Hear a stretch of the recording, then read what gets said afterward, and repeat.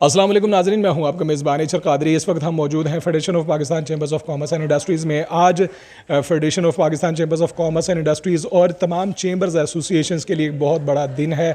आज जो उनके इक़्तिदार के हवाले से अमेंडमेंट जो थी उस पर सदर पाकिस्तान आरिफ अलवी ने साइन कर दिए हैं और जश्न मनाया जा रहा है तमाम चैम्बर्स में, एसोसिएशंस में। हमारे साथ मौजूद हैं senior business leader Tayyab Sajid sahab, उनसे बात करेंगे। प्याफ के सीनियर और एक्टिव रहनुमा है तैयब साहब, माशाल्लाह मुबारक हो जी आपका, आपकी एफ़र्ट्स जो है वो पाया तकमील तक पहुंची। आज जो कानून था वो पास कर दिया गया है, सदर आरिफ अलवी साहब ने अमेंडमेंट जो थी उस पर साइन कर दिए हैं। क्या मैसेज देना चाहेंगे, इससे फ़र्क क्या पड़ेगा चैम्बर्स पर और एसोसिएशंस पर?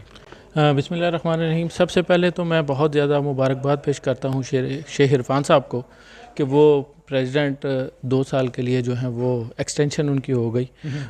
उसके बाद जो है मैं सबसे ज़्यादा जो मेहनत है इस सारे सिनेरियो के पीछे, जो पिछले 10 साल से इस पे काम कर रहे थे, मुबारकबाद के मुस्तहिक हैं, हकदार हैं मियां अंजुम निसार साहब, मोहम्मद अली मियां साहब, नदीम कुरैशी साहब को बहुत बहुत मुबारक है क्योंकि वो हमारे अभी चेयरमैन हैं। इससे फ़र्क क्या पड़ेगा? देखें तैयब भाई के जो अमेंडमेंट हुआ है, पहले जो होता था कि मतलब कि 3 महीने या 6 महीने तो आपके मुबारकबादों में गुजर जाते थे, लोग आते थे मुबारकबाद देते थे, उसके बाद 3 महीने जो काम करने के मिले, 3 महीने के बाद जो इलेक्शंस दोबारा स्टार्ट हो जाते थे। इससे क्या फ़र्क पड़ेगा चैम्बर्स को, एसोसिएशंस को और फेडरेशन में क्या फ़र्क पड़ेगा? सर, फ़र्क इसमें बहुत ज़्यादा पड़ेगा कि सबसे पहले जो होता था कि अभी आपने मीटिंग में भी यही हमारा डिस्कशन होती रही कि पहले जब इरफान इकबाल साहब आए तो 3 महीने उन पे केस जो चलता रहा फेडरेशन का, उसके बाद जो है वो काम करने का मौका मिलता है। 9 माह आपके पास बाकी बचते हैं।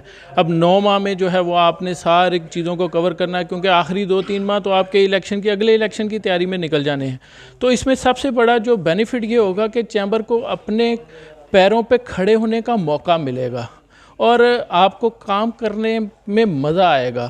आप जो एजेंडाज़ हैं, मतलब कि जो भी बिज़नेस कम्युनिटी के हवाले से एजेंडाज़ हैं, उनको इदारों में भेजते हैं, उसको भी टाइम लग जाता है और टाइम लगने के बाद वो इक़्तिदार बदल जाता है, फिर नई चीज़ें होती हैं, नई सी चीज़ें, बिज़नेस कम्युनिटी के मसाइल सॉल्व नहीं होते। यानी कि आपका कहने का मतलब ये है कि टाइम मिलेगा, जो चीज़ें, जो एजेंडाज़ हैं वो उसको इम्प्लीमेंट किया जा सकेगा।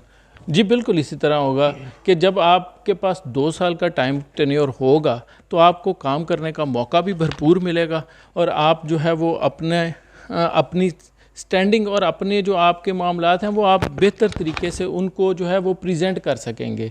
अब 1 साल में आपके पास काम करने का जो मौके हैं वो बहुत, आपके पास टाइम लिमिट बहुत कम है। हमने टाइम लिमिट को देखना है। इसी तरह बाकी चैम्बर्स के हवाले से भी जो बात हो रही है कि उनका भी टाइम टेन्योर जो है वो चेंज हो जाएगा।